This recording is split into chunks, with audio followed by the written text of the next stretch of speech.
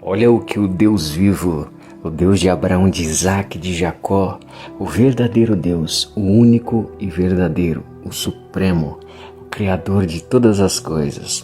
Ouça o que ele tem para dizer para você agora.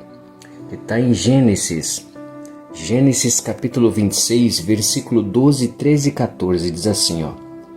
E Isaac semeou naquela terra e no mesmo ano recolheu 100 por um, porque o Senhor o abençoava. Ele enriqueceu, continuou prosperando, ficou riquíssimo. Tinha ovelhas e bois e grande número de servos, de maneira que os filisteus tinham inveja dele. Olha isso. Então, quando eu vejo a palavra de Deus, tanto de Gênesis a Apocalipse, eu vejo a prosperidade. Eu vejo a bênção e a prosperidade. Eu vejo as conquistas.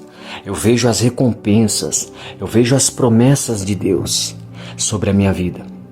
E eu quero que você também veja dessa maneira. Porque a frequência da energia que você emana é aquela que você atrai. Então, para você prosperar, para você vencer na sua vida, você tem que crer que você é mais do que vencedor em Cristo Jesus. Você tem que crer que Deus é galardoador, como diz em outro texto, que Deus é galardoador daquele que o busca. Olha isso. Você tem que crer que você é herdeiro de Deus e co-herdeiro de Cristo. Mas eu posso entender aquele que não crê ainda assim. Por que, apóstolo? Porque muitas pessoas que não estudam a palavra de Deus, não se dedicam em conhecer a Deus, não conhecem quase nada da palavra de Deus, ficam pegando textos isolados, ficam conjecturando história furada por aí, falando que Deus não abençoa ninguém. Ah, Deus prometeu, mas é só lá na glória. Na onde isso daí, irmão?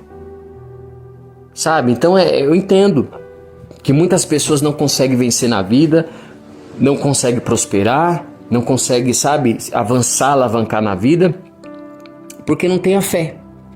Não tem a fé em Deus, sabendo que Deus pode fazer. Sabe, se pode fazer, faz na vida do outro, mas não faz na minha. Sabe, tem gente que às vezes leva isso pro coração e vive uma vida medíocre, uma vida miserável, rastejante, como um verme. E Deus não te chamou para ser um escravo, você ser um verme, um rastejante que anda rastejando pelo chão. Ainda que você passe por lutas, provações, tudo é com muita dificuldade para você chegar lá no topo. Se você vê a história de grandes homens, que inclusive muitas empresas brasileiras hoje que são bilionárias, que valem bilhões. Tá tudo aí, só você procurar para você ver. Pessoas que não tinham nada. Aí Deus não abençoou os irmãos. São bilionários hoje. Tem empresas aí que valem mais de 170 bilhões de reais. Começou do nada. Então como é que você não pode? Como é que Deus não abençoa? É isso que eu não entendo. Eu vejo de Gênesis Apocalipse, Deus abençoando os irmãos. Olha aqui Isaac, aqui, a Bíblia dizendo aqui que Deus deixou ele riquíssimo. Riquíssimo, ele não foi rico, ele ficou riquíssimo. Ele ficou mais rico do que o rei. Aí o povo filisteu ficava morrendo de inveja dele lá. E a inveja do povo destruiu a vida dele? A inveja do povo impediu Isaac de vencer? A inveja do povo impediu Isaac de alavancar? Claro que não. A inveja pode te atrasar um pouco. Lógico que pode. Porque a inveja ela vem, é alguém usado pelo diabo, usado por Satanás, e aí ele quer te passar o rodo, ela quer te passar o rodo. Mas aí sabe que não vai conseguir também, porque você tem a promessa. Eles vê Deus na sua vida e falam, não, aí não tem jeito de destruir não, mas eu vou atrasar um pouco o lado. Aí a pessoa quer atrasar seu lado. Tá entendendo como é que é? Aí ele prejudica aqui, um comentário aqui, uma conversa lá, um negócio que ele tenta impedir pra você não fechar ali. Aí ele fica tentando ver o meio uma forma, mas não adianta. Você é herdeiro da promessa. Deus prometeu te enriquecer. Deus prometeu te abençoar. Deus prometeu te prosperar. Deus falou que você vai reinar. Deus falou que você vai sentar na cadeira. Deus falou que você vai reinar, então já era, acabou. Quem é que vai impedir isso daí? Quem é um ser humano capacitado, sabe, para poder bater de frente com o glorioso, com o grande, com o majestoso, com o todo-poderoso e dizer que você não vai servir a Deus, que você não vai fazer a obra de Deus, que você não vai sentar na cadeira, que você não vai prosperar, que você não vai enriquecer, que você não vai mandar na nação? Quem? Quem é que tem esse poder? É piada, né? Deixa eles continuar tentando. Eles vão sair cada dia mais frustrados, porque quanto mais recurso, mais tempo, energia eles gastarem, maior vai ser a frustração dos tais. Eles tinham que entender que quanto mais luta contra você, mais você é abençoado, mais você é abençoada, mais você prospera. Porque essa é a promessa dos escolhidos de Deus. Foi assim com Isaac também. Isaac saiu dessa terra lá e saiu riquíssimo. Por quê? Porque ele tinha a promessa de Deus.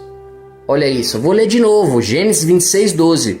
Isaac semeou naquela terra e no mesmo ano colheu 100 por um. Imagina você colocar uma semente e colher 100 vezes mais. Olha isso. É multiplicação, é Deus fazendo aí, ó. 100 por um, uma sementinha deu 100 vezes mais lucro para ele.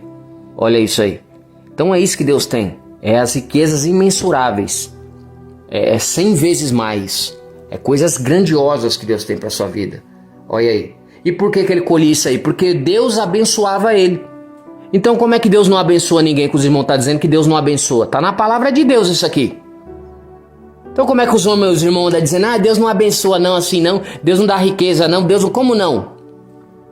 Isso aqui é mentira, então a palavra de Deus é mentira? Então você não fica ouvindo palavra de fracasso, de derrota, que você não vai ser um miserável, você não é pombo para viver de migalha. Você vai comer o melhor dessa terra, a Bíblia vai dizer. Se você crê no Senhor, comerás o melhor dessa terra. Mas tem gente que tem fé só para comer legume, não tem fé de nada. Não agrada nem a Deus. Às vezes está na igreja todo dia, é religioso. Com a Bíblia embaixo do braço, anda de saia de terno. Mas não conhece nada de Bíblia. E anda na vida derrota, de miséria. Por quê? Porque não quer a bênção, as vitórias, não quer as conquistas, não quer as promessas, não quer as riquezas de Deus. Abre mão disso daí por causa de quem? Por causa de gente que não estuda a palavra de Deus. Então quando eu falo essa questão de conhecimento, não é questão de querer ser melhor do que ninguém, não existe isso. Quer saber mais, quer ser melhor, não existe isso. Isso é uma questão de transformação de vida, de mudança de vida de pessoas. Quando a gente leva a palavra de Deus, isso aqui eu falo para quem é ministro, para quem é embaixador, para quem é apóstolo, quem é profeta, quem é pastor, quem é bispo, quem é apóstolo, quem é missionário, missionária, pastora, quem está levando a palavra de Deus. Olha a responsabilidade. Porque quando você leva a palavra de Deus, irmão, irmã, você está levando a palavra do Senhor para aquela vida ter uma transformação na vida dela. Alguma coisa vai acontecer na vida dele ou na vida dela. Então você tem que ter responsabilidade com o que você ensina para as pessoas. Então se você não estuda a palavra de Deus, está muito errado isso daí. Tem que começar a se esforçar na presença do Senhor. Como o próprio Pedro diz, para crescer na graça e no conhecimento de Deus. E ele não era nenhum ignorante, não ficava pregando heresia, não. Igual os irmãos andam pregando um monte de heresia por aí. Falando um monte de bobagem, destruindo a vida das pessoas, prejudicando. Quando não é na religiosidade com falsa doutrina, com doutrina de homens, é doutrina de demônio. Quando não, é tirando as promessas de Deus para os irmãos não vencer na vida e não ter um lindo testemunho para contar das riquezas e as bênçãos que Deus faz na vida dos escolhidos dele. Como é que Deus vai ser glorificado e exaltado se não acontece nada? Não, me explica isso daí. Então isso aqui é a palavra de Deus. Não fica ouvindo esses crentes que não sabem ler. Com todo respeito, tem uns irmãos que não sabem ler, mas jejum uma hora. Vai para a Bíblia em áudio lá, tem que ir aprender primeiro. Você pode ter o dom de cura. Eu tenho um dom de cura, tenho vários dons aqui. Então você pode ser usado para várias coisas, para estar intercedendo pelos irmãos, você pode estar ali na intercessão, você pode estar ali orando, expulsando o demônio, você pode fazer outra coisa. Agora para ensinar a palavra de Deus tem que sentar para aprender. Primeiro senta para aprender, porque eu nunca vi uma pessoa que nunca estudou, que não sentou, que não aprendeu nada e vai ensinar o quê? Por que as coisas de Deus é tudo relaxado, as coisas do Senhor, é uma bagunça? A palavra é do Senhor, tem que respeitar, Ele é tudo, Ele é poderosíssimo. E a gente não é nada, não é ficar pegando texto, conjecturando, inventando história furada, sem fundamento. O texto, ele tem contexto. Lógico que é. Ou você vai pegar a história do Pinóquio, você vai contar os 3 porquinhos. Você pega a história da Branca de Neve, você conta o do Lobo Mau. Se uma história secular, ela tem começo, meio e final, a palavra de Deus também, ela tem começo, meio e final. É uma história que aconteceu ali, que passou na vida dos irmãos. É baseada em fatos reais, isso aqui não é brincadeira. E aí você vem com aquilo ali, você mostra a palavra de Deus, o que os irmãos passou, o que eles vivenciaram, o que aconteceu, o que Deus fez na vida deles.